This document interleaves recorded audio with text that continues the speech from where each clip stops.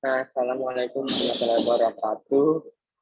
Jadi kita dari kelompok 7, anggotanya itu ada 4 orang.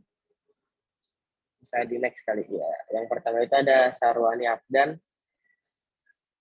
yang kedua ada Restu Agung, itu saya sendiri, terus ketiga ada Ari Langgata, dan yang keempat ada Rahma Danisa Zafira. Next. JSA, ini pengertian JSA. JSA atau Job Safety Analysis ialah teknik manajemen keselamatan yang berfokus pada identifikasi bahaya dan pengendalian bahaya yang berhubungan dengan rangkaian pekerjaan atau tugas yang hendak dilakukan.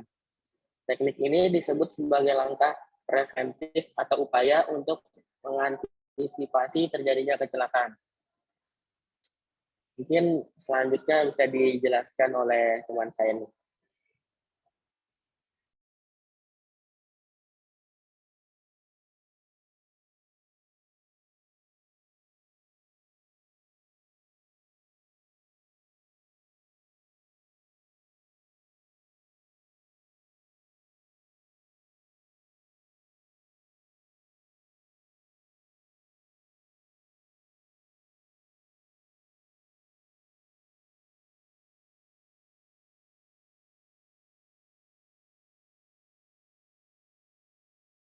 Itu selanjutnya ada kegunaan metode JSA.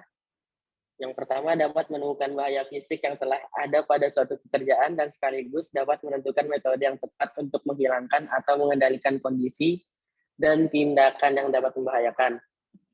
Yang kedua, dapat menentukan jenis alat perlengkapan pengaman yang tepat sesuai jenis pekerjaan dan dapat untuk menentukan kualifikasi petugas seperti kondisi kesehatan, keterampilan atau kemampuan khusus yang diperlukan, dan lain-lain. Terus yang ketiga itu dapat memudahkan dalam merumuskan standar pelaksanaan pekerjaan yang selaras dengan tuntunan operasi yang efisien dan aman, termasuk instruksi pendidikan dan pelatihan.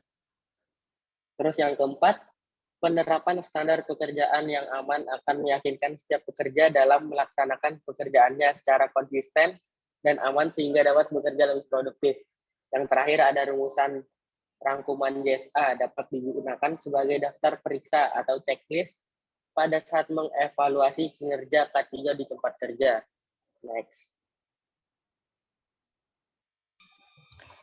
Ya, selanjutnya itu ada prosedur JSA, yaitu terbagi jadi 4. Yang pertama, mengetahui langkah-langkah pekerjaan secara spesifik. Yang kedua, mengidentifikasi bahaya yang terdapat pada setiap langkah-langkah pekerjaan.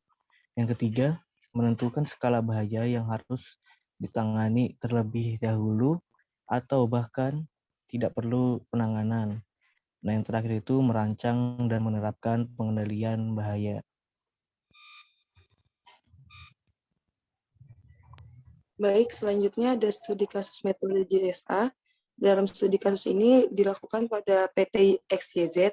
PT XYZ adalah perusahaan yang bergerak dalam industri maritim yang memproduksi kapal baru, shipbuilding, dan perbaikan kapal.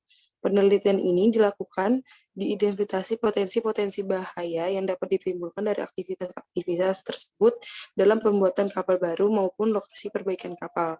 Pada metode kali ini, kami akan menggunakan metode Job Safety Analysis atau JSA pada PT XYZ.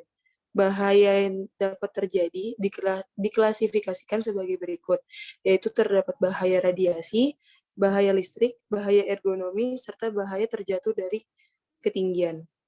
Selanjutnya ada pengendalian bahaya dengan menggunakan metode JSA untuk potensi bahaya dengan nilai resiko tertinggi, yaitu melakukan identifikasi potensi bahaya di semua kegiatan, lalu menentukan pekerja dengan potensi bahaya yang besar yang mengakibatkan banyak kecelakaan kerja, lalu menguraikan pekerjaan menjadi langkah kerja, dan mengidentifikasi bahaya dan potensi kerugian pada semua langkah kerja. Yang terakhir ialah membuat tabel perkiraan potensi bahaya dan pengendalian bahaya, lalu menganalisa potensi bahaya dan pengendalian bahaya. Untuk kesimpulan studi kasus ini sendiri, berdasarkan potensi bahaya tersebut, didapatkan pengendalian yang sudah dilakukan oleh PT XYZ adalah dengan menyediakan APD yang tertera sebagai berikut, lalu menyediakan alat pemadam api ringan atau APAR, handrail, dan pelabelan pemecah tangga. dengan label Green Tech. Rekomendasi yang bisa diberikan untuk mengurangi resiko yaitu dengan melakukan pembatasan akses keluar masuk lintasan, melakukan pengawasan kepada pekerja agar disiplin dalam menggunakan APD, seperti menggunakan helm safety dan lain-lainnya, lalu melakukan perawatan dan inspeksi crane, forklift, dan trailer secara rutin dan penanganan housekeeping di sekitar perlintasan crane dengan baik. Yang terakhir yaitu memasang poster kerja dalam melakukan pekerjaan manual dan melakukan koordinasi kerja yang baik antara pekerja. Lalu terdapat kelemahan yang akan disebutkan oleh Saudara Ariel. Baik, selanjutnya adalah kelemahan dari metode JSA. Yang pertama adalah lebih cocok menggunakan perbedaan risiko dibanding mengikuti proses. Kemudian kurang validnya data berdasarkan survei dan persepsi yang berbeda-beda. Kemudian perlukan responden yang sangat ahli agar proses penilaian dapat valid. Kemudian diperlukan responden yang banyak sesuai dengan metode sampling. Lalu ada beberapa kelemahan lainnya yang tidak tercantum seperti tidak semua pekerjaan dapat menggunakan metode JSA ini. Mungkin sekian dari kelemahan, saya kembalikan sekian dari kami juga. Apabila ada kurang dan lebihnya kami mohon maaf. Terima kasih.